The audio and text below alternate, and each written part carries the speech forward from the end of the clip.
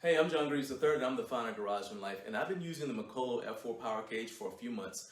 And you can check out my unboxing and initial review by clicking on the link that's going over my head right now. But I always like to come back after I spend some time training with a product to see if anything changes in how I feel about it. Okay, there are several areas that I paid attention to with the Mikolo F4 Power Cage. The first one was durability. It held up reasonably well over the past few months of training. There are no bent safeties or anything like that, but I have noticed a lot of paint chipping on the posts. This obviously doesn't take away from the functionality, but it is something to consider if you're one of those home gym owners who likes to keep everything in pristine condition. Now, I had to buy a number of accessories for the Mikolo F4 Power Cage before I could use it. And I mean, I was ordering stuff from Amazon as soon as I finished unboxing it. First thing I needed was a second set of J-hooks for benching, because the J-hooks that came with the rack not only angle slightly up, but they're so long that it wasn't possible for me to maintain a tight setup when unracking. You really need to get tight and pull the bar straight out to unrack it.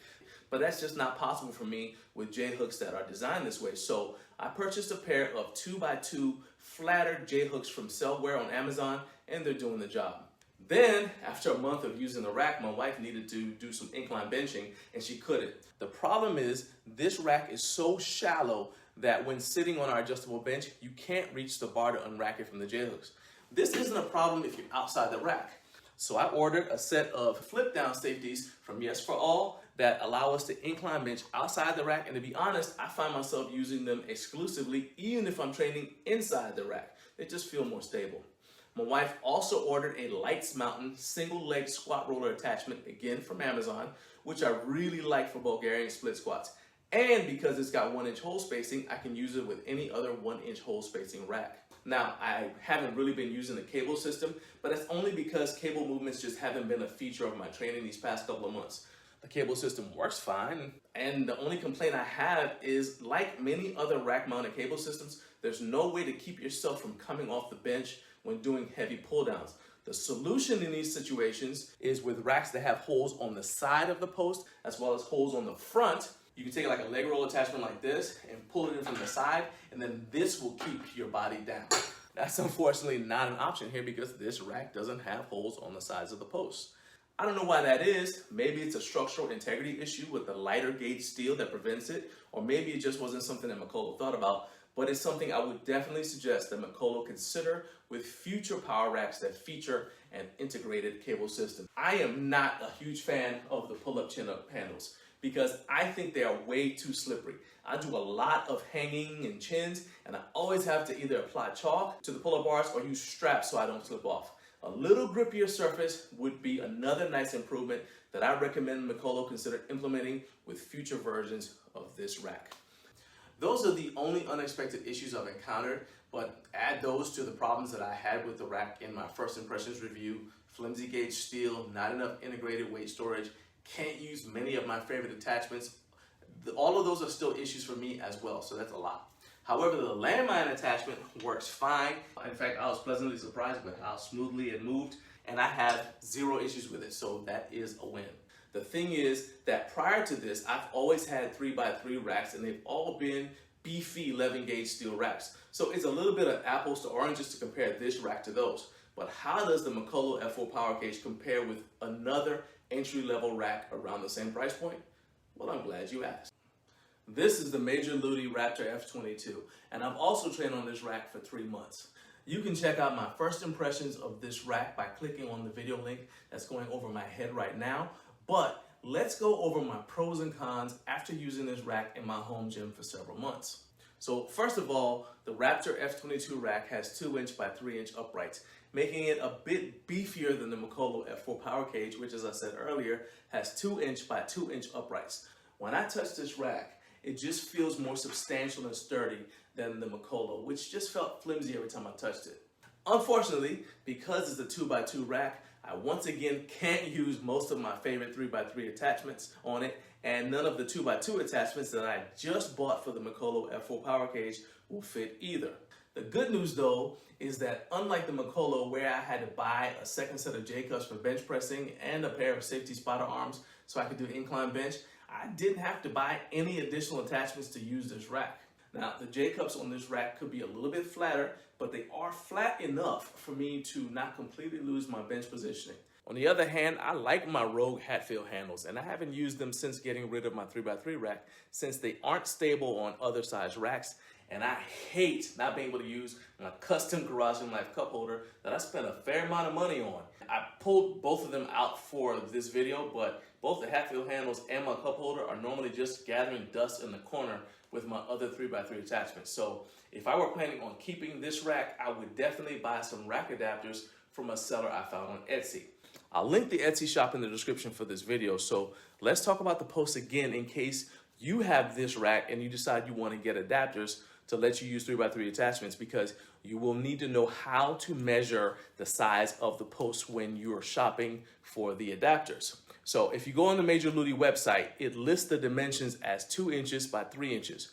But on Etsy, the source that I found for the adapters lists the adapters as designed for posts that are 3 inches by 2 inches. Well, to simplify things, what you're looking for is an adapter that fits a post that is 3 inches wide from left to right or right to left, and 2 inches thick from front to back. It's also important to factor in the load distribution on the attachment, because the Etsy seller said if the adapter gets pinched by the load of the attachment, it's probably not suitable since the plastic would crush. However, it works great in applications where it's not going to be crushed by the load. So assuming the adapters do work, they retail around $40 with free shipping, which is what they were when I shot this video. But if shipping ends up not being free when you're trying to buy them, that's an additional cost. So that's a significant investment in my opinion, and one that's important to remember when you're considering whether to buy this or any other 3x2 rack. You always want to consider how easy it will be to get replacement parts and add modular components to any power rack you're considering, because in most home gyms, space is limited. So as you feel the need to add various tools into your training toolkit, you're most likely going to attach those tools to your power rack. So it's important to get a power rack that is as adaptable as possible so you aren't spending money on new power racks all of the time. I really like the dual pulley setup because it's much more versatile compared with the single center pulley setup on the Mikolo. Having 2 separate cable systems not only allows me to do exercises like cable crossovers and incline cable curls, but it also makes it possible to set up 2 different cable exercises at the same time so I can superset and save a little time in the training session. The dual cables do have some drawbacks, however, because they're on the same posts that the J-hooks and spotter arms are on.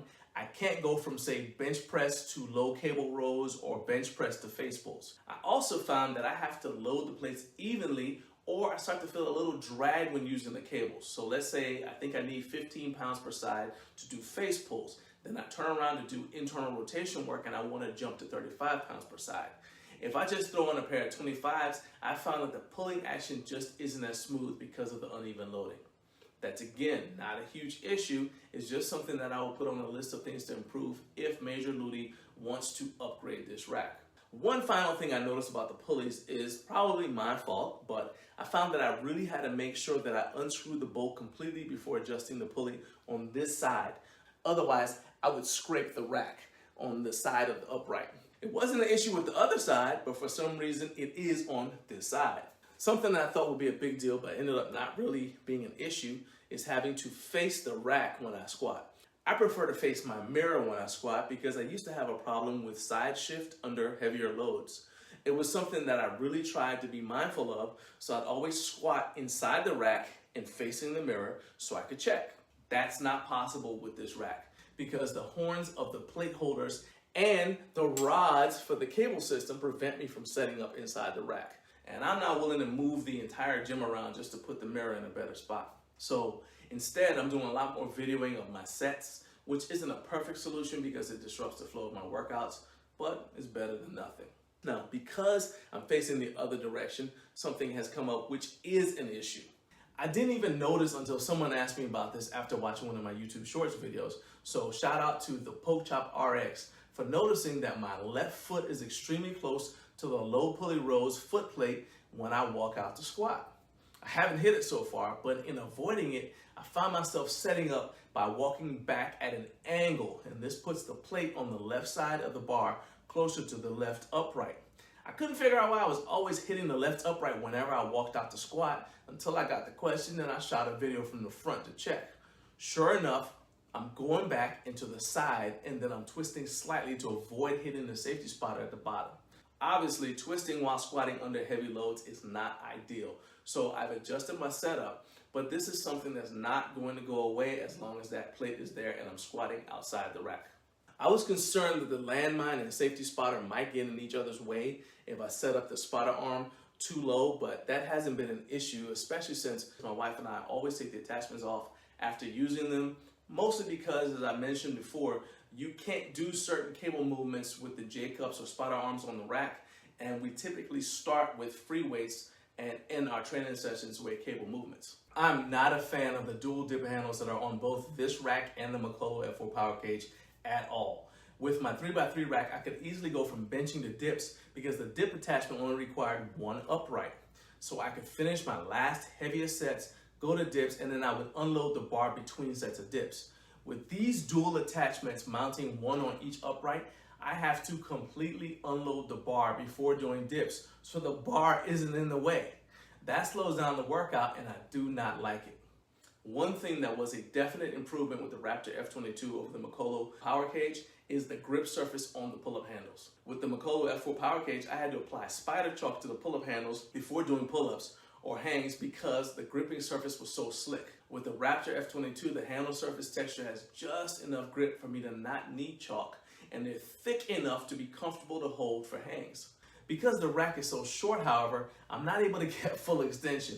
And the front crossbar is too thick for my gravity boots, so the combination of those factors means that I haven't been able to do any inversion since installing this rack. I did try hanging from a barbell with the J-cups at the highest hole spacing, but again, the rack is too short, so my head ends up on the floor instead of my body weight being suspended from the gravity boots, which would allow my body to relax. So no inversion, and that is a big deal for me because I really like doing between 2 to 5 minutes of inversion at the end of every squat session to start the post-workout recovery process, and that's been off the table for the past 3 months. The final point is the plate storage.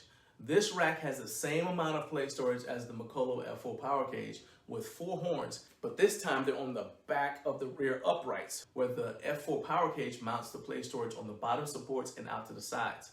So this reduces the footprint of this rack significantly, but it introduces a separate issue because the weight horns are straight rather than angled up. I found that every time I rack the bar, it causes the plates to fall off.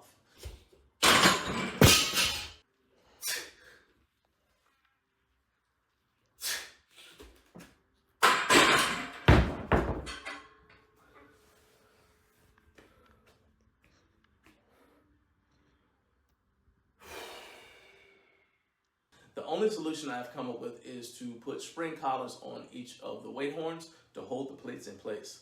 I'm not a fan of this solution because it requires 4 extra spring collars, and because the collars will slowly lose tension over time from being constantly on the horns, they're going to need to be replaced more frequently.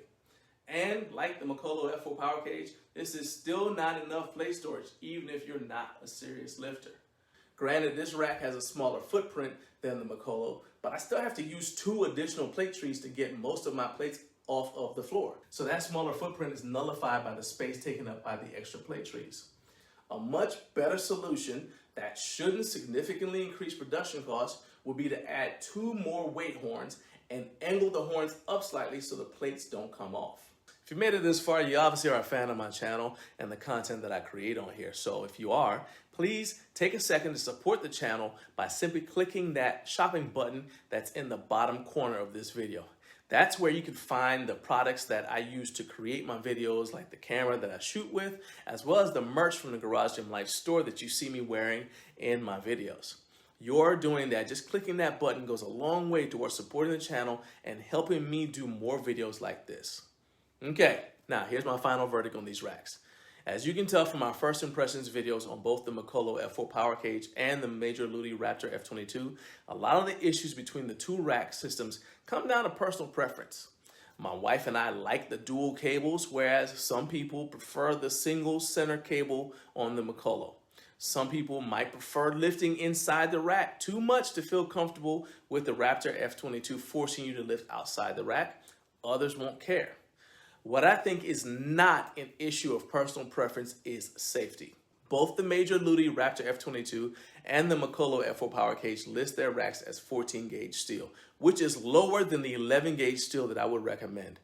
But I just find it hard to believe that the Mikolo rack was actually 14 gauge. It really seemed more like 16 gauge steel to me, especially since it actually dimpled in places when I was tightening the bolts. The major Lutie Raptor just feels sturdier than the Mikolo, and for that reason, I would choose the Raptor F22 for my starter rack over the F4 Power Cage 10 times out of 10, while still keeping my eye out for a budget-friendly 11 gauge 3x3 rack with 1-inch hole spacing, and I would use that rack for the long term. Hope you found this video helpful, and if you'd like to watch more of my reviews, you can click right there. Have a wonderful day.